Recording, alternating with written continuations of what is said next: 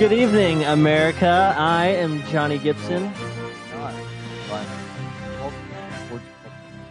Professional sports top shelf for stuff. Oh, good Lord. Top shelf of your professional sports. That's really good. Coming at you with fresh coffee. All right, that's enough. That's enough. But tonight we're going to be discussing, well, the Mavs one more time. We're going to have some our closing arguments on the Mavs season. Yeah. That's right. So feel free to get in the Super Sports Chat hot tub and mix it up. Yeah. Some lovely ladies. Yeah. What he meant to say was click on that chat button next to the window there, and you can join the show with us and talk to us, and we'll talk to you, and it'll be really cool. And as usual, helping us out over at Master Control is producer Rich. Master Control. Hey, Ryan, speaking of Master Control, move your mic a little bit closer to your pie hole. Are you talking to me? Ryan. You can get closer. How dare you, sir? I'm basically... No, you're good. Yeah, you need to be like... It's touching my mouth. Eat the snow cone, man. Like it is. Oh no! Ryan's Why boom is sagging. Oh no! Ryan, you have to loosen it and then move it up and then tighten it again. This guy's an idiot. Whatever. All right, go ahead and vamp by yourself. What am I doing vamping? What does that mean? Listen, the Mavs, they won. They won the NBA championship. I'm not really sure. Yeah, that really happened. Like, it's over. And I'm going to be honest with you. I've been waiting for this for a very long time. You know, every season, the last 6 seasons, you know, I've ended the season very angry. Like, it takes me a while to get over it. I'm so mad. Like, and all this time I've been waiting for this moment and building it up in my head at how amazing it would be. Like, this is what everybody's waiting for, right? And then it happens, and you know, nothing really happens after that. It turns out you just win, and then that's it. Well, normally there's so much more basketball left at the end of a Mavs season. But, right? I that's can't all, even folks. Watch or basketball or anything. It was nice, and I'm really happy. And when I think about it, it makes me happy. But it was really anticlimactic. It was just like, it's over now, and it happened, and I didn't get any special prize or anything. Like, I guess in my mind I thought I might get something. I don't know. Well, there's a big party tomorrow. Ryan's gonna be a I part can't even of it. go to it. It's on a weekday during That's work. kind of lame, but I guess they want to have something left of Dallas the next day because that place is going to get trashed. Yeah, They hired, it's Dallas, so they hired like 12 extra cops to police it. So that's yeah, they got it covered. Like 6 extra that's trash not even cans. enough to cover Ryan. They're taking the cops out of Winn-Dixie's, and they're gonna just kind of put them on a corner. Didn't Winn-Dixie die? Like, it doesn't exist anymore? Oh, well. Yeah, they're still in there, though. The cops, the rent-a-cops. Yeah. Making sure nobody steals those. Still waiting on the last paycheck, like the the border guards in the Ukraine. Get legs and just kind of walks out. Amanda wants me to take off work so we can go. Yes. That would be cool. You should quit. I agree with you, Amanda. I don't know. I'll have to think about it. I'm very limited on my vacation time. Anyway, that's beside the point. Nobody wants to hear about that. Vacation. It's called whenever the hell you want. No, I can take it whenever I want. I just need it for... If you lose your job, the more fun you can have. I'm sure your Later. boss will sympathize with the fact that you need to go celebrate the Mavericks' victory. Like I said, it's not a matter of convincing my boss. I can take off for whatever I want, but it's a matter of having enough vacation time to go around. Isn't vacation relative? You're not... this doesn't change anything that I've said. All right, well, yes, let's talk some more about them old Mavs. Okay. Man. So, where did you watch Game 6 at? I was in my living room with my wife doing P90X and watching the Mavs game at the same time. Okay. It was pretty lame. I mean, it was cool, but as far as watching like the most important game of the season, it was one of the least fun ways to do it, I guess. I think I probably think about one or two other different ways than the P90X in it. Mm-hmm. Well, you know, that's how committed I am. Well, yes, but you should have done it maybe. And for those of our viewers out there who aren't familiar, P90X is code for what? Well, it's a special strand of heroin Oh, okay. Okay, yeah. Yeah, the Well, East I was Coast doing that too. East Coast heroin. East Coast I don't know hog. if you're familiar with that. Oh, I know. Find out more on this season's Breaking Bad. No, P90X is a workout, folks. It's not a drug or anything like that, although it does sound like one. Well, I'll let you know. Okay. Well, all I know is you've been on P90X coming up on a month now, and you're losing a lot of weight, and you seem tired all the time. And mad. Are you sure this isn't hard drugs? Yep. Well, speaking of clean living, I found this off Cuban's Twitter feed. Thought that was a pretty nice shot. He shot out to the world of apparently the trophy got to fly first class, which is nice. We have a really cool owner. Yeah, you think? Yeah, he's like just enough crazy to be Texan. Yeah, he's young, he's crazy, he's rich. Like, it really is it's very entertaining for Mavs fans. You know, I think most other teams, you may not even know what your owner looks like, you know? I think it's kind of cool that we have one that's always making headlines and keeping us entertained with this shenanigans. Yeah, he's very outspoken, but here, especially this year in this playoff run, he's been really quiet, really unusually quiet. I think it was last season or something, or maybe it was this season, that Dirk made a comment about it. Just some arbitrary, like, hey, we haven't heard from Cuban in a while. What do you think about that, Dirk, kind of thing? Uh-huh. And Dirk was like, well, I think it's a good thing. I think it puts the attention on the players, not the owners. Not that Dirk doesn't like Cuban and everything. Right. He does, but it's just like, yeah, I'm sure, if Dirk would have said, I want to see more of him, Cuban would have been doing it. Yeah. So, coming from Dirk, I think that's when, Cuban was like, all right, man, I'll chill out, man. I'll back off a little bit. Yeah, I understand it. He did exactly what he should have done throughout the whole playoffs. He kept the attention off of him and really let the players, soak it all in. Even after it was all over, everyone was expecting him to just let the floodgates open and just start slurring stuff. But they were asking him about it after the game, and they were like, you've been really quiet. What do you attribute that to? What do you have to say about that? He's like, it doesn't matter. Talk to Carlisle. Yeah, that's the guy you need to be talking to, not me. His butt over there. Yeah, he's like, don't talk to me, talk to him. This isn't about me, which was really cool. Yeah, it was cool, especially for a guy with the reputation that Mark has. Yep, he's just so happy. He doesn't know what to do with himself. It's great. Right. Did you see the bar tab he dropped on there? Yeah. Good Lord, $110,000 and a $20,000 tip on a $90,000 3'4" bottle of champagne. Yeah. To be fair, have you ever tried to pour one of those? That poor girl probably earned her tip. Oh yeah, I bet she did. Open it, though. She earned a tip, all right. I'm not sure whose, but it's one of those clubs. Classy. Yeah, they won. Keeping it classy, Dallas. When you win the championship, you basically get to do whatever you want. From what I understand. So the Mavs. All right. So let's go ahead and I guess talk about the game. Jason Terry. Mm-hmm. I mean, he's got to be, redeemed for all his past playoff failures, because in the past it's been that he's great in the regular season. As a matter of fact, he won Sixth Man of the Year in 2008, and then this year he was second in Sixth Man voting due to just under Lamar Odom. Yeah, or not Odom, Bynum, Andrew Bynum. Right. And we saw how that went in that series, but obviously they're not where they are without Jet, without his clutch shooting, without everything he brought. And you know what? It was it made me feel better, because I had this feeling that there was something between him and Dirk. Yeah, it's the only two players, but it's just something that to me it's sort of kind of like the triplets. They're going to be remembered, them three. Yeah. Except it's just Dirk and Jet.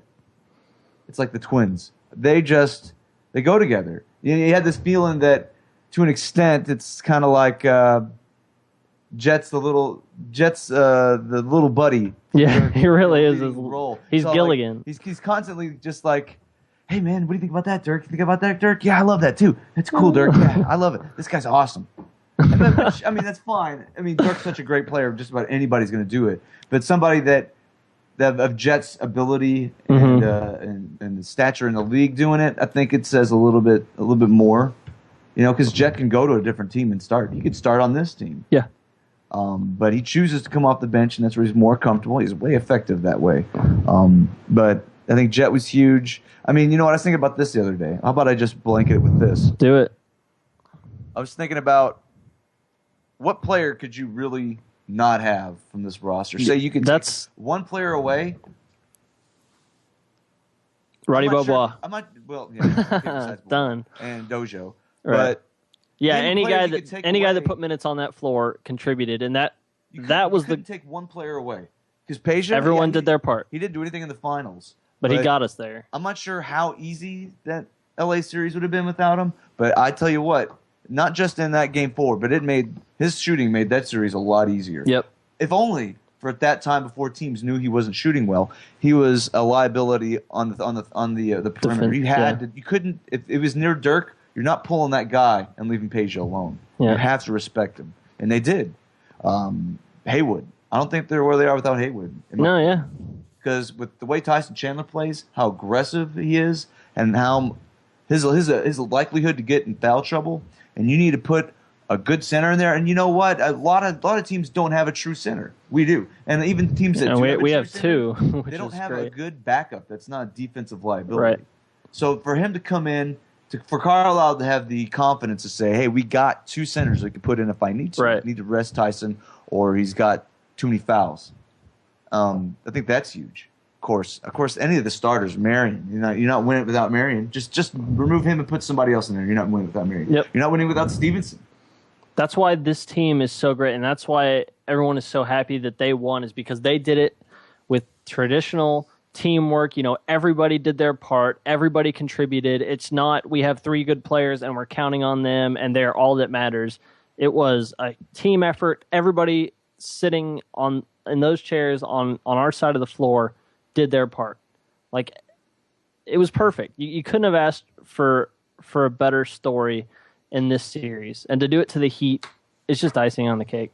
There is the stories in this one were 4 or 5-fold. It was outrageous the potential heartache that was there, because I think if we would have played the Bulls and lost, it would have hurt. But if we would have played the Heat and lost, I think it would have hurt twice as much. Oh yeah, no doubt. But I mean, just with 06 alone, it would have been twice as much. But now you throw in LeBron and D Wade and Bosh and that whole crap. Like, yeah, it would have been awful. It would have been so bad. And LeBron would have been right, and that would just be so frustrating. It's just, this is the perfect way. And to not even let it go to 7 games, to beat them 3 in a row to end that series, that's just awesome. And on the road, where they're supposedly on the road. I mean, when you think about how many road games they have, we beat them 2 or 3 on their court. That's pretty. That whole series went from looking really dicey to being like, oh, yeah, that's right. Oh, we got this. Good. And I don't know about you, but suck on that. Yeah, right on, Johnny. Thank you, Johnny. Thanks, well guys. Sunday could not come soon enough. The layoff from Thursday to Sunday was so long. I was constantly, multiple times a day, refreshing ESPN to see if they put any stuff up, more articles, right? More videos. Give me some basketball, something. Just like there's no Eastern Conference, doing anything on our days off. It was just sitting around waiting for the Mavs, and unfortunately, the only thing we really got in between those days was that LeBron D-Wade video. Yes, and everybody knows that story by now, but I had a thought about that. Of course, D-Wade and LeBron, making fun of Dirk's sickness as he was faking it. That's so incomprehensible. It's not so even low. No and really, Dirk's like the last guy that would fake something like that. But regardless, they know he wasn't faking it, and they were just being asses about it. Who is really big at faking stuff? Somebody. There's some basketball team that just fakes the shit out of everything they do. You're right. Like to the point where they'll fall over and say, "Oh, someone hit me," and there's like not even anybody else on the court. We'll come back to that later. Yeah, we'll get back to it. We'll have to look it up. But yeah, there is one of those out there. So, and then to come back and to try to pawn it off like he was making fun, like something of it, like you just ran with it. I was actually a cough. Really? Do you always laugh after you cough? You Yeah, always cough and then and and kind of then look back at your little brother looking back there at your and just start lackey, kind of and giggling. he chimes in with a little cough, and then you guys giggle about it, and yeah, that was. That was very weak. And you know what? I will say this: But that I'll tell you what. if it was LeBron or D Wade, and matter of fact, it happened in the Bulls Heat series. If it was either of them and they had 102 temperature, you would have heard about it before the game. Oh yeah, you heard Not about during the LeBron's game. cold for like a week, just a freaking cold he was whining about and needed everybody to know about in case he did bad. Yeah, LeBron, he did that against the Bulls. Yeah. He came out and said, "Hey guys, I'm not feeling that well. I'm feeling a little under the weather." You know what, dude? You don't say that before Yeah. the game to preface it. You know, if you need that little psychological boost, then I don't know what else you need to do to win. I'll tell you what though, it really backfired on him because I've heard some interviews with Chandler now and Dirk even, and man, it just fired them Oh, it up. pissed them off, and They- and Dirk said they were going to start firing back, but Dirk said, "Hey, no, let's you know prove what? this on Yeah, the floor." let's just beat the crap out of them on the floor, and they did. They got them the ultimate payback. And how good was it? Because I watched the game at the downtown at the Fox and Hound with a couple of friends. Kyle was there. Mm-hmm. The You Can't Brew That. He came Good out. guy, pretty good guy. And he's a guy he's a hockey fan. Mm-hmm. And hockey and basketball fans usually don't meet in the middle. Right. Probably mostly because of the way the games are played and then the toughness of hockey and the ticky-tack fouls that happen in basketball. He's not a big basketball fan, but this series he's gotten into it. I'm not saying he's a fan. I'm just saying that no matter if you're not, it's hard not to be compelled by this level of competition and the storylines and the drama that's gone on in this highly contested series. And even he was just every basket, every defensive stop, every turnover. Even he was just like screaming, "Yeah!" That's awesome. And I could not contain myself. From the outset of the game, I had a seat. We got there 2 hours early. You got. The time the game started, I didn't sit down. Is this the kiss story? Whenever you just got like so excited that you guys just like out of nowhere just started making out, and everyone was like, "Whoa, what's going on here?" And then you were like, "Oh, I just really like the Mavs. I don't know." And you just like, Oh, it's cool. They're Next basketball time. fans. Leave them alone, you guys. well, I think you can connect the dots. I don't know. You're illustrating this story here. Let's see here. Something along those lines, perhaps. Excellent. All right. So best way to end basketball forever? End it on a good note? Yeah. Because they're not coming back next season, and then the league's going to fall apart, and everybody's going to catch Yeah. up. We really 30 had years to from win now. it. If we didn't win it this season, we're going to be in bad shape because it really looks like there's going to be a lockout. There's probably not going to be a season next season. There's a very good chance of that. And then you look at the oldest team in the NBA, which was the Mavericks at Right. 32 or 33 years old, and you had a point guard that was 38. You think he's going to be ready to play at 40? Now, he says he can still go. He said he year. still wants to go, and he Next can, year. but I don't think he's probably not going to be in a starting role anymore. If assuming we can get it, Well, we'll see how his wheels are. I'm not sure if he'll be able to keep it going, but they might kind of phase him out throughout the season. At this point, you really got to start figuring out who's going to carry that torch. Is it going to be JJ? Right now, it kind of has to be, unless we're bringing JJ's somebody else in here. JJ is right now is used for more of an offensive spark. His role is going to have to change. I'm not sure if he can. Yeah, that's what I'm saying. But who else would it be? Roddy? Roddy can't do it. You got to start thinking about that, man. I think they thought about that and decided probably not. No, I think at this point you got to start looking at your options. I heard Nick Fazekas is looking real good over in Europe basketball land place. So he might be an option, but I mean, I doubt he's going to just bust out next year on the scene or the next other year.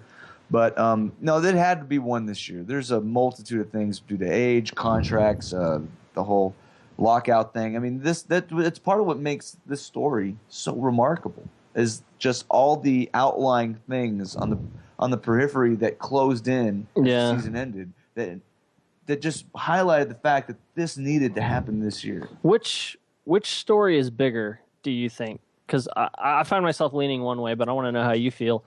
The Rangers storybook season last season or this?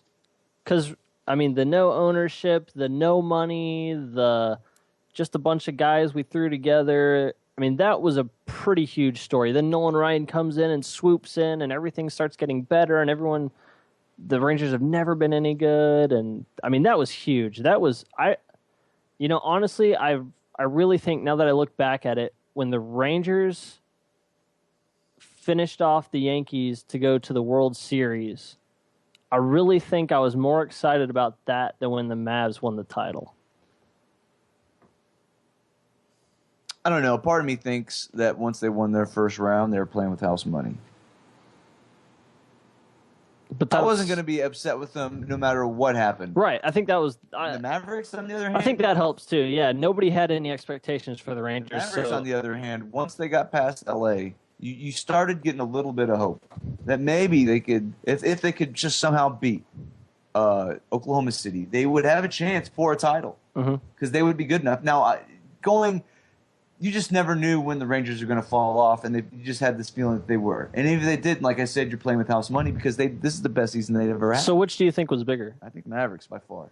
Because it was more impressive. They won the title, so yeah. Well, no, even without that, I think it was... Without that, no, I say Rangers, hands down. More unlikely, I think Mavericks, because... The Mavericks have been to the playoffs 6 seasons in a row, though. That was the first time the Rangers had won more than one game in their franchise history. First round exit in 2007, 2008. Got past 2009. I mean, they've even been to the finals before, so... That's fine. I'd still say Mavericks just because they won the title against old rivals that shut them down so painfully. Yeah, but Ryan's saying take the title out of it, and he still thinks the Mavs let me finish. Oh, okay. Can I finish? Yeah. Okay. No, I think you take the title out of it. I think there's a lot of things that had to fall in place for the Rangers. Yes, it was a magical season, but I think it's a different type of magic. The Rangers are in the only division in baseball with 4 teams. It's also one of the shittiest divisions in baseball. If not the shittiest. If not the shittiest. So, and then they had a soft spot in the middle of the season where they really beat up and kind of ran up the score. And that helped them out at the end of the season. And I'm not saying that they didn't earn it. I'm just saying you're seeing the difference now. Whenever the division's better and baseball's better, that it's not going to be that easy. Well, our division isn't better, though, actually. I think that compared to the wind blowing your way for a fair amount of the season, even through injuries, as opposed to against the grain, how against the grain the Mavericks had to go all year. I mean, Caron Butler goes out, Dirk goes out. They go on the biggest losing streak of his tenure there here in Dallas, and then the switch of the rise in power and that all these people leave the West, but it still stays tough. You have to face a Portland team that no one says you're going to beat. No one picked them. And, and then they had the collapse in Game 4, and then it's like Game 6 or Game 3 in 2006 all over again. It's the exact same thing I thought. And then they somehow stuck together and said, this will not happen. I'm willing this to not happen. And then they beat sweep the Lakers. No one was picking them. And then at that point, you get a little bit of hope, but then you have to play the youngest team in the league with the scoring leader in Kevin Durant and Russell Westbrook. They do that. But the Yankees. Look, that was storybook. The Yankees. If I'd get stuck out looking for the win, you couldn't write that. But at the same time, there's more that you could not write in this series than just a series against the Yankees.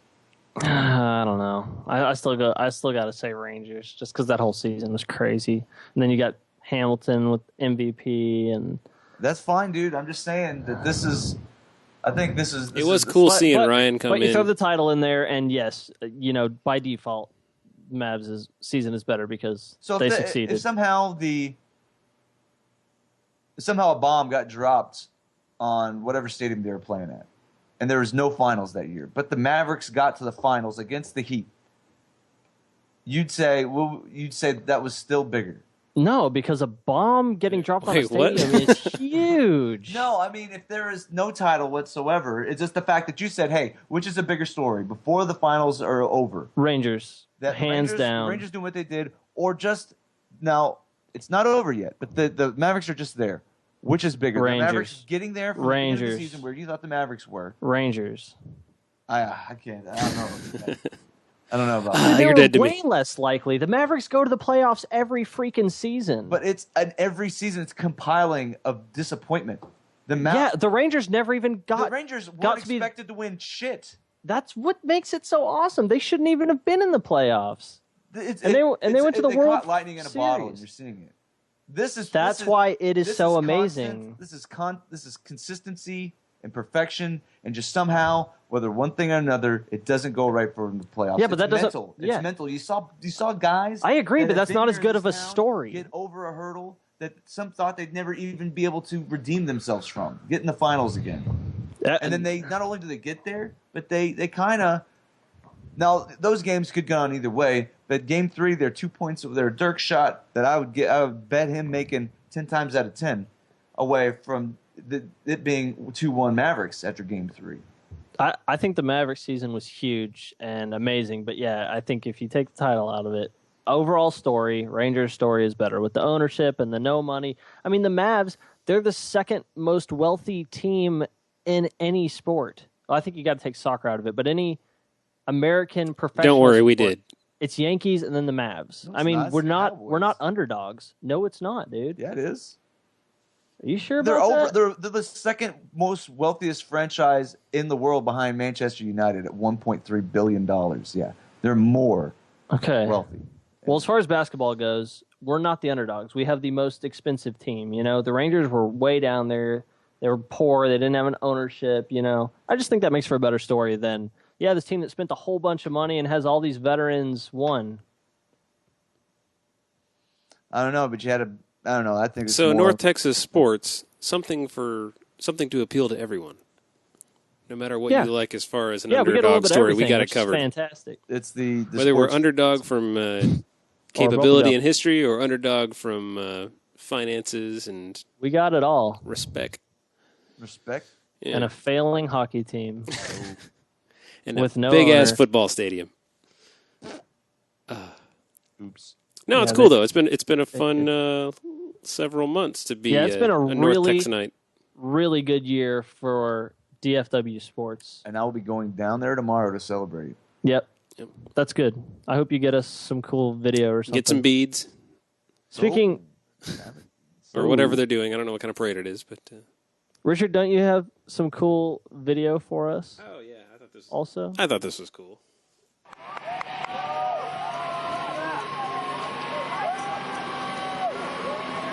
This is when they landed over at Love Field here in Dallas, and the airport fire trucks came out and gave a nice little champagne landing as they were pulling in.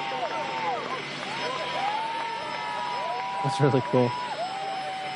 Now, what people didn't know is there was actually a fire in Engine 2, and this was necessary. Why is everybody clapping? This is a tragedy in the making. The plane blows up. Oh, no. Wait, that's not... God, that's the second episode in a row. Yeah. You've Ryan, killed the arsonist a team 2 sports episodes guy. in a row now. Yes. Okay. Watch out for this guy. Doom and gloom. Yeah. So is that it? Is that it? Let me check my script. Do you have anything you want to say about baseball? Are we switching our primary coverage over to the baseball season now? Yeah, I think it's really well. I guess what is it? Are we going to have to put up the tonight's Game 7 of the Stanley Cup Finals? But nobody's really paying attention to that. I haven't flipped it on once, man. Me neither. Right now, Vancouver, Boston, Game 7. I got to root for Vancouver just because they've never won one, and I can't stand Boston anything. So I don't like the Canucks, any Canadian team, but I really can't stand Boston. Yeah, I just hate Boston that much more. We only cover American sports around here. Yeah, but get ready to talk baseball and possibly bowling, possibly some NFL stuff coming up, depending on if they can get their crap together. And also amateur wrestling and roller derby. How about some rugby? All the good stuff. Yeah. Yeah. Yeah. Don't copy it. Don't copy it. Cut that out. Sweet. We got to cut that out now. So, in retrospective, Mavericks? Yeah, they did. I'd say that was a successful season overall, if you take everything into account. I might have to agree with you. Okay. Johnny Pants. And, you know, I don't know if anybody knows it, but this is the first season of the Half-Ass Sportscast. And it's also the first time the Mavs won a title. I'm just saying. Yeah. I don't know if it's coincidence. You're welcome. But you're welcome, world. Yeah. Basically, you're welcome. I don't know if you guys saw that. We have a replica, authentic jersey. They don't give those to just everybody. and that's been there the whole time. You got to pay for that. Whole time, Well, no, like OMG. no, but some of the time, and we won. So Well, I have to tell you, I think it's also a combination of us. nice. I like where this is going. But it's also a combination of my shirt, my Lucky Mavericks shirt, my Mavericks fan for life shirt that I got in 2006 at Game 3 at the watching party at the AAEC. What about it? And I watched it. I wore it every time I'd watch a Mavericks game. I was like 10-1 with it. So that has something to do with it. I'm just saying the karma was going. Oh, speaking of karma, remember whenever you wouldn't make a prediction because we would lose, and I said, "All right, fine, we're going to beat Oklahoma in 5 games," and then they did, and we didn't lose. So, and then after that, I said the Mavs were going to beat the Heat in 6, and then they did that too. So, you were wrong about that. You were wrong about that jinxing the team. If you want to bring that up, you can just go ahead and reference the Facebook link I shared. Do it. Which that also which proves ago, that it does this nothing. Started, I predicted Mavericks championship, and they did. I'm just saying that was not a guess. So you who don't. I actually went to the future and that. saw it. So so you're a hypocrite. I went to the sports this crazy old man picked me up in his DeLorean. I saw championship. Seen this sentence. So. Oh. I ended it. Good night, everybody. Looked like you were going somewhere with that. Weird articulation. Obviously, you had. I'm just reading the script. There was a comma there. Do we have a script? Oh, there it is. Yep. Oh, okay. I think the script goes something like this at this part of the show, Johnny. Break it down for me. Well, that's all for the half-ass sports bubblegum. Why don't you guys join us again next week? We're going to have another live production right here on the Lone Star Network at frontiertelevision.com. Awesome. And don't forget to subscribe to the RSS feed located on our homepage. Yeah, if you want to get that RSS link as well as our Facebook page and our Twitter feed, you can find all of that at frontiertelevision.com/sports. Sweet. That's our homepage. I like that. Yeah. Makes me smile. Makes me smile too. Richard? What about you? Richard? That was me smiling. Oh. Sound effect. Awkward. Good. I'm happy. I love you. So, yes. Go Mavs. Yeah.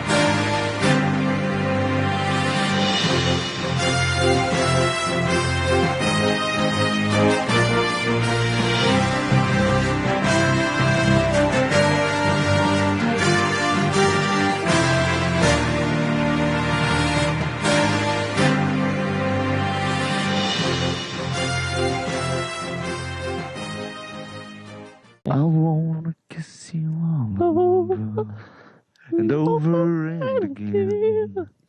I wanna kiss you all over till the night closes in. You know what? Never mind.